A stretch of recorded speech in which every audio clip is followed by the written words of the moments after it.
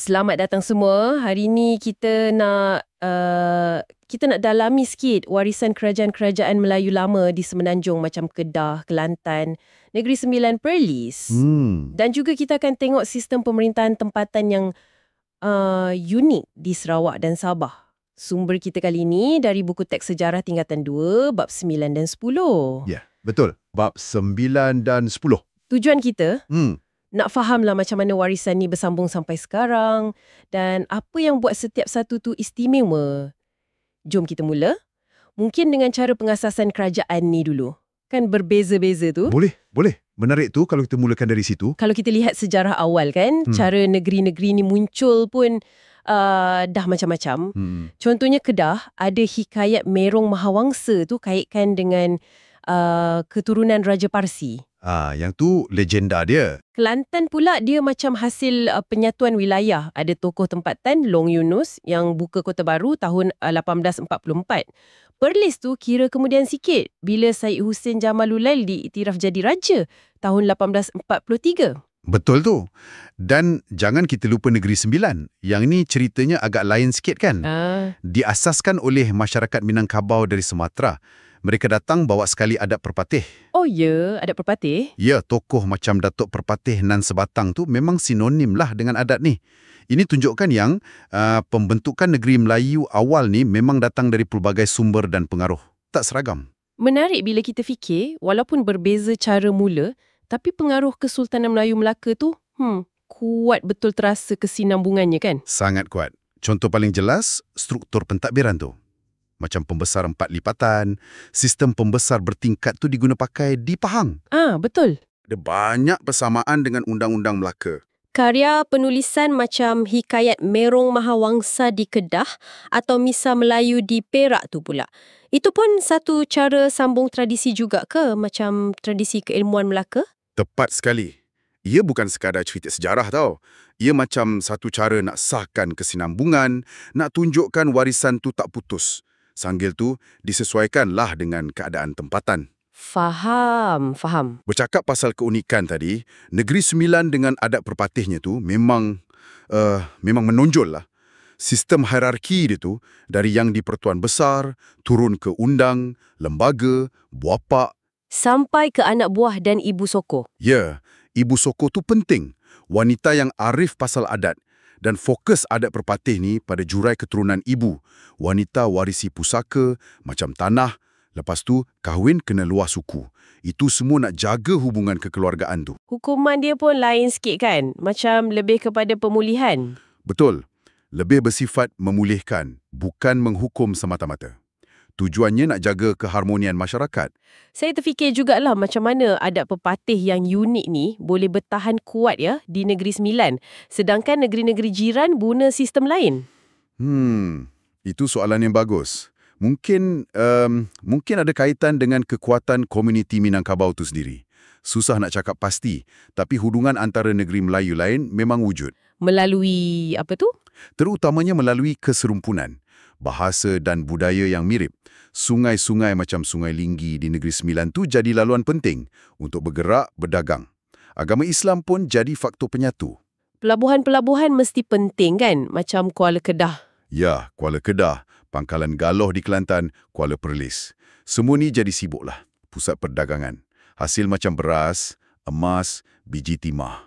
Okey, itu gambaran di Semenanjung. Tapi kan kalau kita rentas Laut Cina Selatan ke Sarawak dan Sabah, cerita dia kat peringkat awal tu agak berbeza sikit kan? Ya, betul tu. Di Sarawak, sebelum pengaruh luar macam Brooke tu datang, dah ada kerajaan-kerajaan awal. Kecil-kecil je, kat lembah sungai. Macam Sawaku. Somaku, Samadong, Kalka, Saribas, Meleno. Sumber lama macam Kitab Negara Kertagama dari Jawa tu, abad ke-14, dengan syair Awang Semaun, ada sebut nama-nama ni. Mungkin seawal abad ke-7 lagi dah ada penempatan awal. Kalau di Sabah pula? Sabah lain sikit coraknya. Lebih kepada kepimpinan kesukuan, ikut suku kaum. Ada ketua bebas, dia ketua komuniti dia sendiri. Di pantai timur pula ada sistem datu, pemimpin tempatan yang berpengaruh. Jadi, pentadbiran tu sangat sangat terikat dengan masyarakat setempat. Bila sebut masyarakat setempat ni kan, kepelbagaian kaum kat Sarawak dan Sabah ni, memang luar biasa banyaknya. Betul? Sarawak ada Iban, Bidayuh, Melayu, Melanau, orang Ulu. Sabah ada Kadazan Dusun, Bajau Sama, Murut, Suluk, orang Sungai, banyak lagi lah. Ya, banyak lagi. Yang menarik perhatian saya, cara hidup mereka tu rapat betul dengan alam. Sangat rapat. Ada yang bertani, ada yang cari hasil laut, ada juga yang kutip sarang burung layang-layang tu. Ya, dari gua-gua, itu kerja tradisional. Pasar tamu kat Sabah tu kan, tempat mereka jumpa, jual beli, dah jadi macam warisan budaya yang hidup kan. Sampai sekarang ada. Masih ada. Dan meriah, betul. Dan keunikan ni, dia terpancar jelas dalam seni mereka. Seni tu cerminan hidup mereka. Contohnya? Macam di Sarawak, Pua Kumbu Iban tu, kain tenun yang penuh corak simbolik. Atau keringkam Melayu, sulaman benang emas tu. Seni bina pun hebat. Rumah panjang Iban, Bidayuh, rumah tinggi Melanau, rumah baru Bidayuh yang bulat tu. Unik bentuk dia. Di Sabah pun ada rumah panjang. Rungus punya dipanggil Vinatang. Murut pun ada.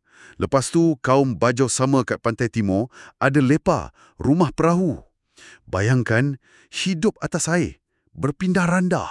Itu betul-betul unik. Kraft tangan macam mana pula? Kraft tangan pun kaya, macam dastar kain tenun ikat kepala Bajau Sama. Alat muzik macam sape, alat muzik pertali, orang Ulu tu, bunyinya mendayu je. Tarian macam ngajat tu, ikonik sangat kan? Semua ni tunjuk kekayaan budaya Borneo. Jadi lepas kita dah jelajah semua ni kan, dari Semenanjung ke Borneo, apa inti patinya agaknya?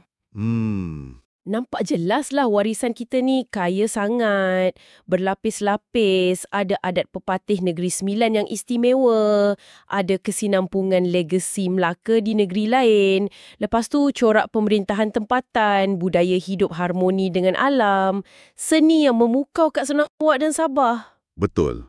Semuanya membentuk mozaik Malaysia yang kita kenal hari ini. Dan ini bawa kita kepada satu persoalan lah untuk anda semua fikirkan. Apa dia tu? Bagaimana agaknya semua kepelbagaian warisan unik ni, dari sistem adat, pemerintahan, seni, budaya, cara hidup, dari Semenanjung sampai ke Borneo, terus-menerus membentuk siapa kita sebagai rakyat Malaysia hari ini. Dan mungkin, apa peranan kita nak pastikan khazanah ni tak hilang? Macam mana nak jaga? Ya, apa peranan kita dalam menghargai dan memelihara warisan ni? Sesuatu untuk kita renungkan bersama. Terima kasih banyak kerana sudi bersama kami dalam penerokaan kali ini. Harapnya ia beri anda satu perspektif barulah tentang kekayaan sejarah dan warisan kita semua. Jumpa lagi!